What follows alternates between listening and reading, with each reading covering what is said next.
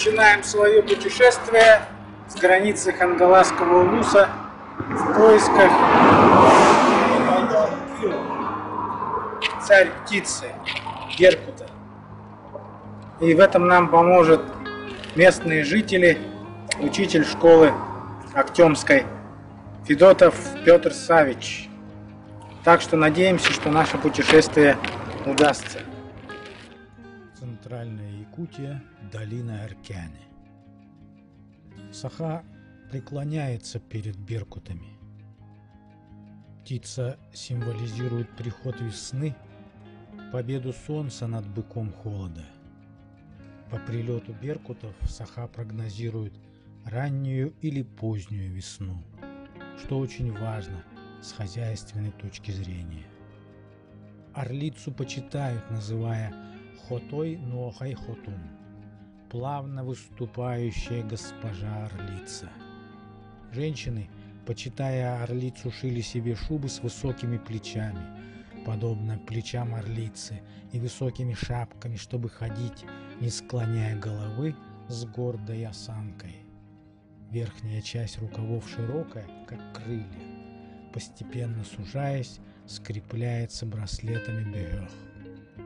Главным природным примером была забота о детях, как и у орлицы.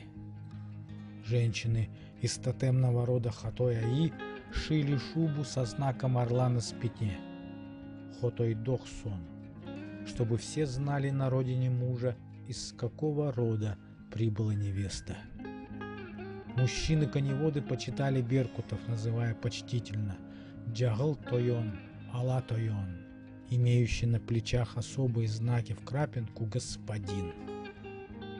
Если рождался жеребенок с джагаллах пятнами на плече, то этого жеребенка обязательно оставляли на приплод как дар от Хатой-Аи, творца орла, живущего на 4-м ярусе 9-ярусного неба.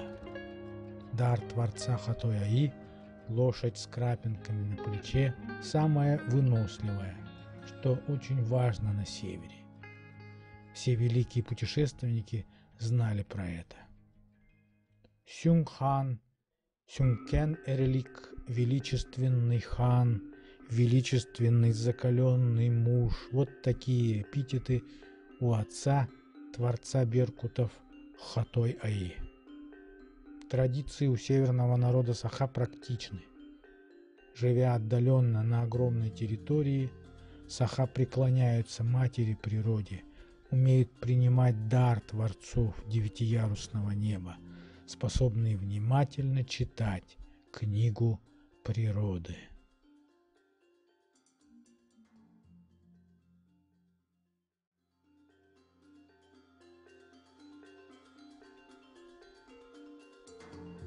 Предварительные наблюдения за гнездом дали результаты, что в нем находится 2 птенца. Мы осторожно приблизились к основанию дерева. Это была крупная лиственница, и где-то на высоте 10 метров расположилось само орлиное гнездо. Родителей в гнезде не было. Как сообщил Петр Савич, когда птенцы более-менее подрастают, взрослые птицы могут улететь на несколько часов, а может быть и дней. Воспользовавшись этим моментом, мы стали обследовать основание дерева в поисках останков пищи, которую употребляют беркуты, а также других находок. Вот этот вид снизу на основании гнезда птицы. Интересно, что верх гнезда опоясывают свежие сосновые ветки с зеленой хвоей, а внизу находятся старые.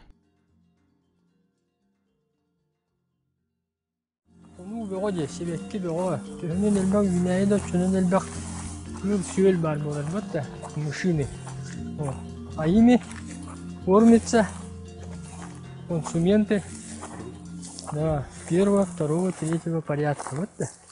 Да. Ну, для учителя биологии очень важно, чтобы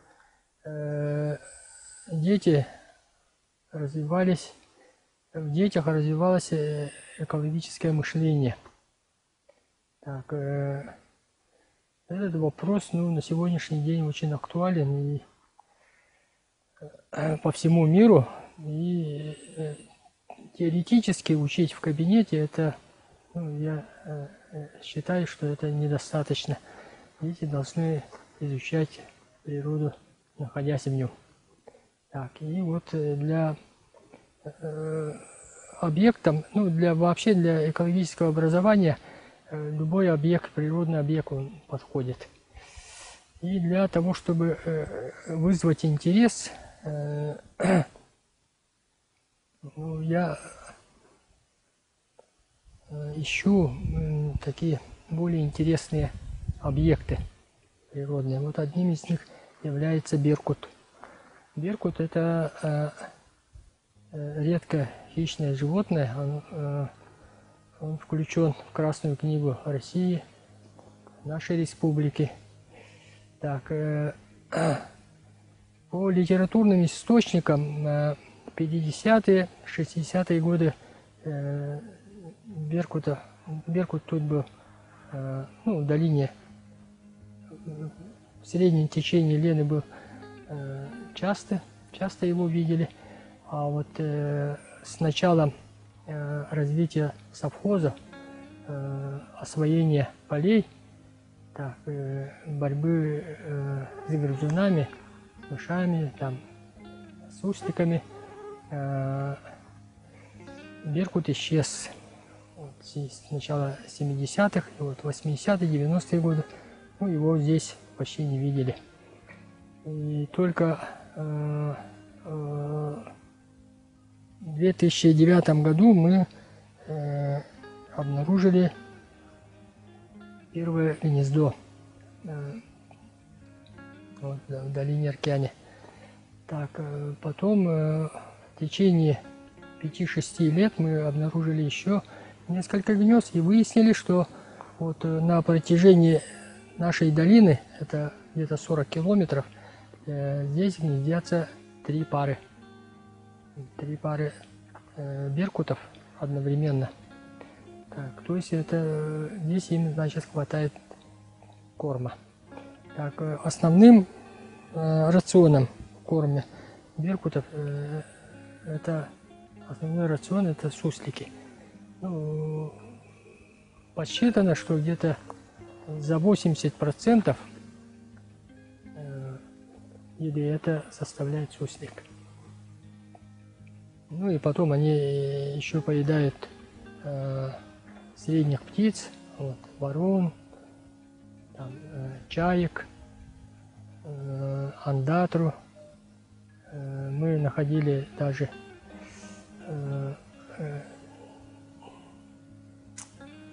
останки косули, лисы. Так, ну вот так вот, разных млекопитающих.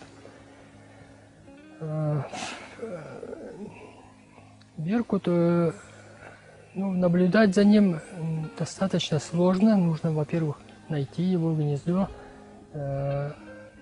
Здесь нам помогают население, они подсказывают.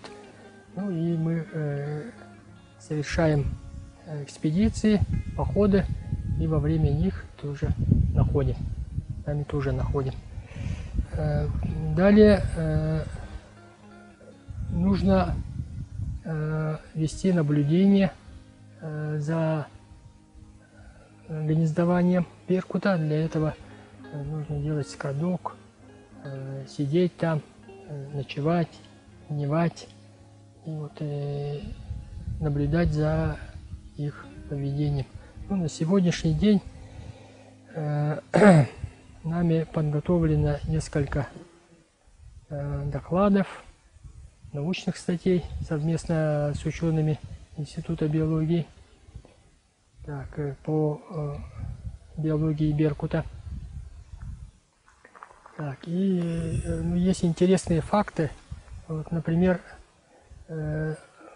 якуты считали, что беркут зимой сюда залетает, прилетает из южных мест и потом обратно улетает. Ну, и говорили, что он прилетает для того, чтобы очистить гнездо от снега. Ардыкелер дейді. Ардам марамар быттем. Ну, то есть они вот в феврале видели беркута. Так. Далее потом мы узнали, сколько длится гнездовой период беркута. Вот, например, беркут сносит яйцо ну, примерно в середине или 20-х числах марта, и птенец вылупляется в конце апреля или в начале мая. Ну, где-то примерно 40-45 дней усиживает. Потом 75 дней птенец остается на гнезде. 75 дней, это вот числа 20 июля только покидает гнездо. И далее потом еще дней 20, даже около месяца он остается зависимым, птенец остается зависимым от родителей. То есть его кормят родители. Хотя его уже на гнезде нет, но его кормят родители. Далее потом он начинает летать, учится добывать пищу и улетает вот в начале октября. Так, и то есть вот этот вот очень длинный период развития птенца, оно там требует того, чтобы беркуты рано прилетали и строили гнездо, и вот у него есть следующая адаптация. Как мы выяснили, оказывается, беркут прилетает рано для того, чтобы построить гнездо прямо на снегу, который лежит на старом гнезде. Там снег примерно сантиметров 30-40 бывает. И прямо на нем он утаптывает, утрамбовывает и прямо на нем строит новое гнездо. И вот, солнечные дни становятся теплее, и вот где-то в середине апреля, в конце апреля, вот этот вот снег уже, значит, оттаивает, который находится между старой и новым гнездом. И, значит, таким образом гнездо становится еще выше. Поэтому мы видели гнезда, которые были высотой до 1,5 метров и более. Так, есть у нас фотографии такие. Вот это вот гнездо, не старое. Здесь уже который третий раз гнездится. Вот да, гнездится, а мы его обнаружили лет 7-8 назад. Ну, у одной пары беркутов бывает 2-3 гнезда. И они вот меняют там с течением времени. Ну, в одном месте там более 3 лет они не гнездятся. По нашим наблюдениям меняют. И вот что характерно, они на гнездо в первую очередь туда ложат ветки сосны. Мы знаем, что ветки сосны там выделяют антибактерицидные эти вещества, так, и вот дезинфицируют, значит, гнездо. Что наши дети, изучая на примере беркутов их пищевую связь в экосистеме, познают окружающий мир, так они умеют познавать мир уже на основе научных методов. И вот некоторые ребята у нас уже являются кандидатами наук, там, учеными, так учатся по биологическим направлениям. Ну, вот это вот один из итогов нашей работы. И я уверен, что дети, которые ходили в нашей экспедиции, у них правильно воспитано правильное экологическое мышление. Мы видим погадки орла. Это отрыгивание. Почему он так делает? Потому что он пищу ест и остальную часть не может привить. То есть это шерсть, кости, ногти. И эту часть он отрыгивает. Тут можно видеть, вот мы видим вот это сама шерсть животного, какого-то, наверное, суслика. Тут кости есть. Вот это, кстати, недавнее, наверное, что еще до сих пор влажное. А это уже старое, чуть более плотное. Какого-то другого животного уже. Тут уже вот кости видно. Вот. Так. У нас один выпускник изучает этих млекопитающих. Он все время просил.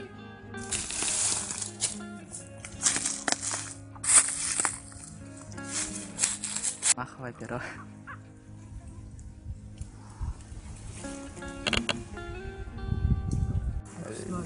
Это Русна. Хан. Маннаги джида, ловушка.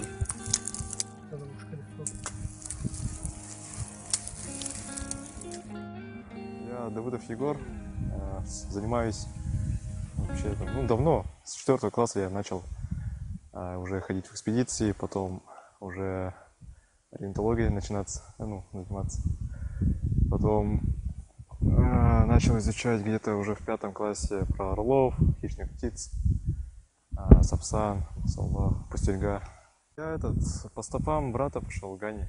Он тоже занимался хищными птицами, вообще в основном орнитологией. Потом Петр Савича встретил, и он уже начал возить в экспедиции, заинтересовало сильно. Позапрошлом году, по-моему, с докладом выступал про орлов. Это Федотов Петр Савич куда-то везет, к гнезду разные экспедиции делает.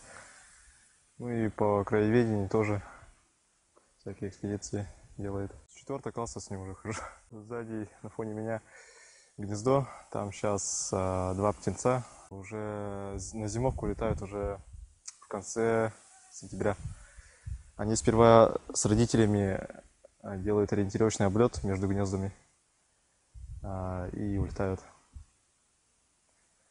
Еще мы выяснили, что у пар несколько гнезд бывает. Это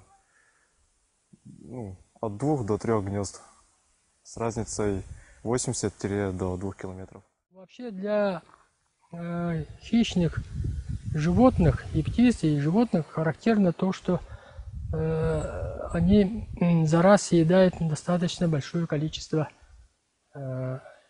мяса. И это, оно очень калорийное и дает возможность долгое время оставаться сытыми. И поэтому родители, они могут долго отсутствовать, когда дети, особенно когда подрастают, то бывает, что некоторые дни они вообще не прилетают. Вообще у якутов есть поверье, что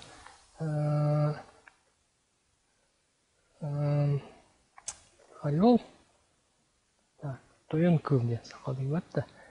он прилетает, если он прилетает к дому людям, то это как бы нехорошему считается. И это есть в романе Харакаталык, в рассказе «Тенге кырдыбыт тенкетит» Василия Яковлева. Это все видно, что раньше якуты относились с большим уважением к беркуту и считали, что это один из, ну, вообще для хангаласов это тотемное животное. Тотемное животное, и его не трогали, никогда за ним не охотились, так, относились с уважением, так, наоборот, к нему, если видели, что орел, ну, детеныш, бывают случаи, когда один из птенцов выпадает, то люди скармливали. Ну, у нас тут есть такие рассказы, есть свидетельства такого. Орел выбирает специальную площадку для того, чтобы легко залетать и вылетать в гнездо. Но так как оптика у нас была в этот раз не очень хорошая, и птенцы залегли, мы так и не смогли их сами хорошо заснять. Однако вот несколько дней ранее Петр Савич записал.